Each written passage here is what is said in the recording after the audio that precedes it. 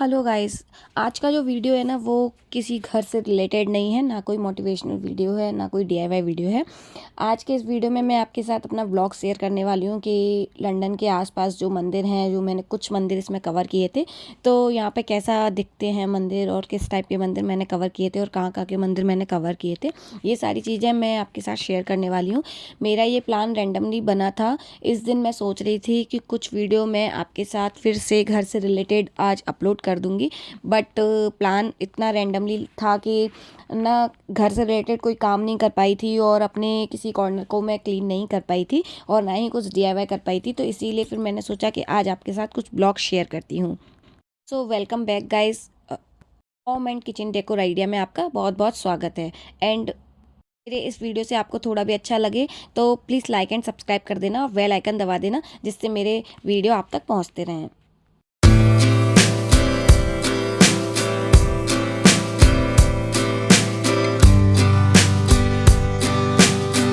सुबह 5 बजे उठकर मैं नहाकर और भगवान भोलेनाथ की पूजा करके मैं अपने ड्रेसिंग के पास आ गई थी। मैंने एक छोटा सा सेटअप बाहर भी कर रखा है, तो वही ड्रेसिंग मैं यूज़ कर रही हूँ क्योंकि किचन के पास सबसे पास यही पड़ता है। तो हम लोग प्योर वेजिटेरियन है और बाहर खाने के ऑप्शन बहुत कम मिलते हैं, तो हम हमेशा प्रेफर करते हैं घर से ही खाना कुक करके ले जाएँ। तो मैंने पूड़ियों का आटा लगा रखा था और कढ़ाई गैस पर चढ़ा दी थी कि जिससे मैं पूड़ियाँ तल सकूँ। मैं हूँ ना प्योर वेजिटेरियन हूँ, तो मैं क्या एक ऐसे रेस्टोरेंट में खाना भी प्रेफर नहीं करती जहाँ नॉनवेज भी कुक होता है। तो इसीलिए हमेशा मैं घर से ही जितना हो सकता है उतना खाना पैक करके ले जाती हूँ। अगर 2 या 3 दिन के लिए जाते हैं तो हम एयरबीएनबी बुक करते हैं, जिसमें किचन हमारा सबसे पहले प्रेफर होता है कि उसके अंदर किचन है या नहीं है। फर्स्ट प्रेफरेंस हम किचन को ही देते हैं, तो ऐसा ही फ्लैट या ऐसा ही अपार्टमेंट हम वहाँ बुक करते हैं।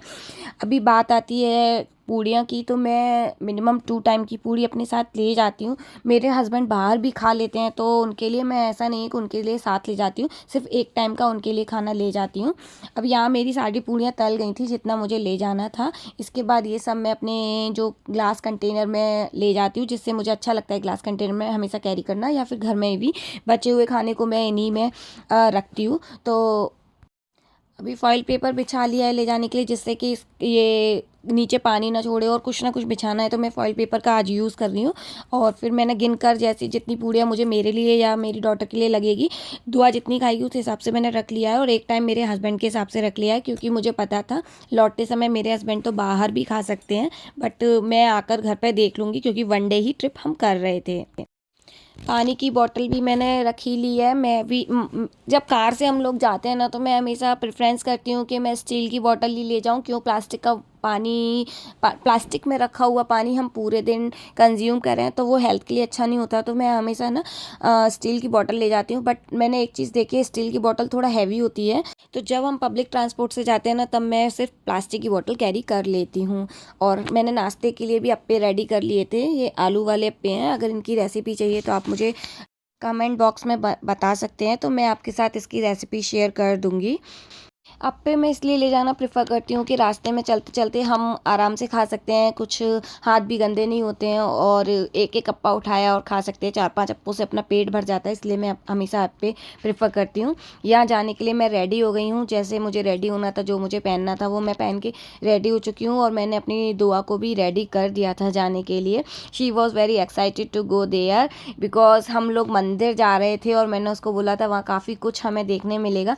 तो उसने अपना खुद से एक बैकपैक, अपने स्कूल बैग का भी रेडी कर लिया था कि मम्मा मैं कलरिंग करूँगी रास्ते में और मैं ऐसा कुछ एक्टिविटी करूँगी, तो ये सारी चीज़ें उसने अपने बैग में अंदर रख लिए थे। सो गाइस, गाड़ी पार्क में लगा के हम लोग पहुंच चुके थे गार्डन की तरफ। तो जहां मैंने देखा, मतलब ब्रांच के ऊपर भी हरे कृष्णा लिखा था। इवन इतना लुक सुंदर था, काफ़ी बड़े एरिया में ये मंदिर बनाया गया है। और आप देख सकते हैं एक पॉन्ड के अंदर इन्होंने एक विष्णु भगवान की मूर्ति बनाई है। देखने में इतनी सुंदर थी, जो मुझे यूके में कहीं देखने नहीं मिली। ये मेरा फर्स्ट एक्सपीरियंस था इस टाइप का मंदिर देखने का। मंदिर मैंने काफ़ी देखे हैं, बट मुझे ये बहुत सुंदर लगा। इसका बाहर का गार्डन बहुत सुंदर था, प्लांट्स बहुत सुंदर थे, इवन लुक वाइज बहुत सुंदर था, और काफ़ी बड़े एरिया में था। बेंच के ऊपर हरे कृष्णा लिखा, जो मुझे बहुत ही ज़्यादा यूनिक लगा था। वहाँ काफ़ी बर्ड्स थे, पिजन्स थे, काफ़ी सारे थे, और प्लांट्स और ट्री इतने सुंदर थे कि मज़ा आ गया देख के। ये उसका एंट्रेंस था जहाँ हम एंट्री करने जा रहे हैं। तो मंदिर में एंट्री करते ही हमें कृष्ण भगवान की मूर्ति देखने मिलती है, जैसा कि आप वीडियो में देख रहे हैं। फिर थोड़ा सा अंदर जाते हैं, फिर से वहाँ एक गार्डन सा एक एरिया दिखता है, पोर्च, जहाँ आप टायर्ड हो जाते हैं तो बेंच पे बैठ भी सकते हैं। तो मंदिर ना इतना यूनिक, इतना अच्छा और इतने बड़े एरिया में था ना कि मज़ा आ गया देख के कि हाँ, हमारे यहाँ पे इतना अच्छा मंदिर बना हुआ है। और अंदर जाके ही ये श्री कृष्ण भगवान और राम भगवान का दरबार यहाँ पूरी तरीके से लगा हुआ था। ये एक हरे कृष्णा टेम्पल था वेटफोर्ड के अंदर, जो काफ़ी अच्छा था। और यहाँ पर ना हरे कृष्णा की धुन भी चलती रहती है। अगर आपको भजन करना हो या हरे कृष्णा की धुन में इन्वॉल्व होना है तो आप वहाँ पे एक टाइम टेबल लगा, किस समय आप भजन धुन में सकते हैं या किस किस समय आरती होती है, तो आप वहाँ पर अपनी उपस्थिति लगा सकते हैं।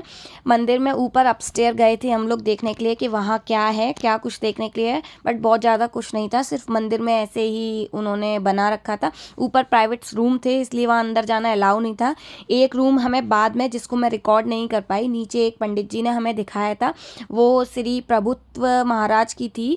सॉरी, मैं प्रॉपर नाम नहीं याद कर पा रही हूँ, उनकी थी, जिन्होंने हरे कृष्णा की नींव रखी थी, इस्कॉन टेम्पल की नींव रखी थी, उन वाले महाराज जी की पूरा उनका रूम था। उसके बारे में हमें बताया कि कब वो आए थे, कहाँ रुके थे और कहाँ उनका बेड था, कहाँ उनका बाथरूम था। आई थिंक मुझे याद आ रहा है, मैंने कैमरा चालू करने को बोला था, तो आई थिंक अलाउ नहीं था उस वाले रूम में, इसलिए मैंने वहाँ कैमरा चालू नहीं किया था। और हो सकता है मैं गलत भी हो सकती हूँ, मुझे बिल्कुल याद नहीं आ रहा है, बट हाँ, वो मैं रिकॉर्ड नहीं कर पाई थी या तो फिर हम बाद में ना गार्डन की साइड आ गए थे। मैंने जैसा कि बताया कि बहुत बड़ा मंदिर है, काफ़ी एरिया में फैला हुआ है, तो वहाँ पे एक जो ऐसा निधिवन जैसा बनाया था, जो बहुत सुंदर लग रहा था। ऐसा लग रहा था लिटरली कि हम वृंदावन में आ गए हैं या किसी ऐसी जगह आ गए हैं। जो लंदन तो बिल्कुल ही नहीं लग रहा था, ऐसा लग रहा था कि इंडिया में किसी बड़े प्लेस पे जहाँ मंदिर बने होते हैं, वहाँ हम कहीं आ गए हैं तीर्थ स्थल पर। यहाँ पे ऐसे रूट बने हुए थे और भगवान की कुछ ऐसी मूर्तियाँ लगी थी जो देखने में इतनी सुंदर थी, इतनी भावुक थी। मैंने और दुआ ने तो बहुत इन्जॉय करा। इवन मैंने उसको एक्सप्लेन करा कि ये कौन है, कैसे भगवान है, क्या कर रहे हैं, ये सब मैंने उसको एक्सप्लेन किया, तो वो बहुत खुश हो गई थी। इवन आज तक मुझे बताती है कि मम्मा वो वाले मंदिर चलेंगे, अगेन चलेंगे। तो मैं सोच रही थी इस सेट के अंदर जाकर फ़ोटो क्लिक कराने का, बट बाहर उन्होंने एक रिबन लगा दिया, शायद एंट्री अलाउ नहीं थी इसीलिए।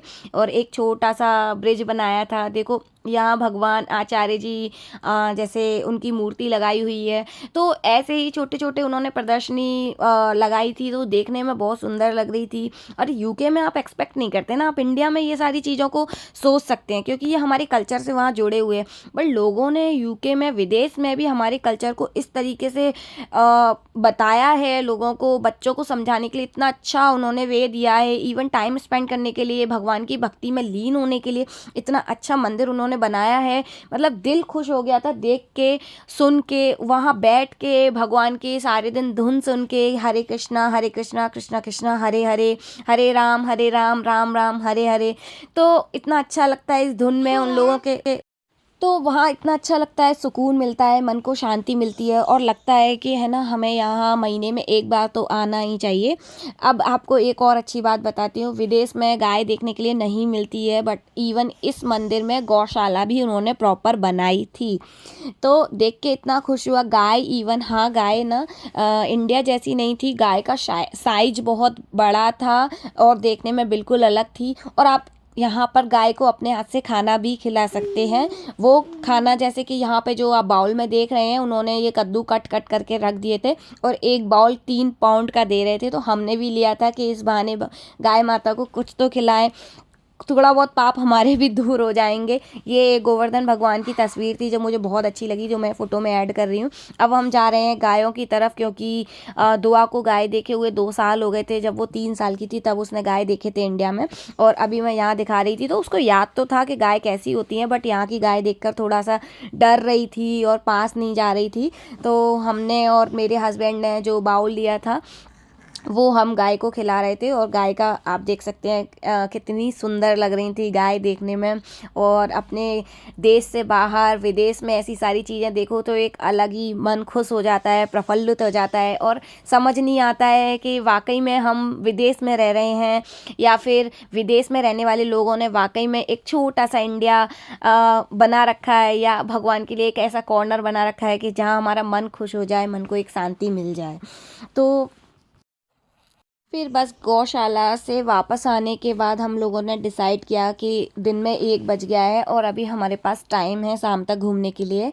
तो फिर हम डिसाइड किया कि कहीं इसके आसपास कहीं चलते हैं। इसके बाद हमारा नेक्स्ट टेम्पल जो था वो और भी सुंदर था, मतलब लिटरली अगर कोई फॉरेन आया है या यहाँ रहता है तो उसको ज़रूर जाना चाहिए। वो टेम्पल है बेप्स का, वेम्बली में। ये बेप्स का स्वामी नारायण हिंदू टेम्पल है। इतना सुंदर, इतना भव्य विशाल मंदिर है। ओ माय गॉड, मतलब इसके दर्शन करते ही मन खुश हो जाएगा। और इसकी जो कलाकारी देखेंगे आप, इनका मंदिर बनाने का इतना सुंदर तरीका है, इतना सुंदर है कि मैं कितनी तारीफ़ करूं वो भी कम पड़ जाएगी। इस मंदिर के अंदर ना, अंदर मोबाइल फ़ोन या शूट या फ़ोटो लेना बिल्कुल भी अलाउ नहीं था। तो हमने जितना भी शूट किया सिर्फ बाहर अराउंड में किया। उस दिन सिर्फ एक बात हो गई थी कि बारिश बहुत तेज़ होने लगी थी, तो बाहर भी हम ज़्यादा टाइम स्पेंड नहीं कर पाए। जितना भी किया अंदर मंदिर में बैठ के भगवान का वेट किया, क्योंकि पट खुल 4 बजे खुलने वाले थे और हम यहाँ लगभग 2:30 बजे के करीबन पहुँच गए थे। तो डिसाइड किया कि 4 बजे तक वेट करके यहाँ पे बारिश भी रुक जाएगी तो बाहर थोड़ा बहुत फ़ोटोशूट कर सकते हैं। तो 4 बजे तक वेट किया, फिर भगवान के दर्शन किए, उनकी थोड़ा सा प्रार्थना व्रार्थना में लगे तो 5 बज गए थे वहाँ से निकलते निकलते। उसके बाद हम एक नीजडन टेम्पल और गए थे, वहाँ भी दर्शन करके हम वापस आ गए थे। सो गाइस, आज के लिए इतना ही। अगर वीडियो थोड़ा अच्छा लगा हो तो लाइक एंड सब्सक्राइब कर देना, बेल आइकन दबा देना, जिससे मेरे वीडियो आप तक पहुँचते रहें।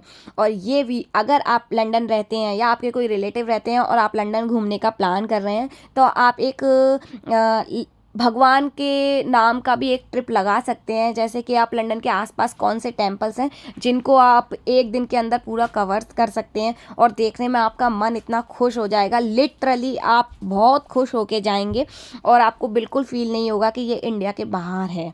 सो guys, thank you so much for watching. Bye bye, take care.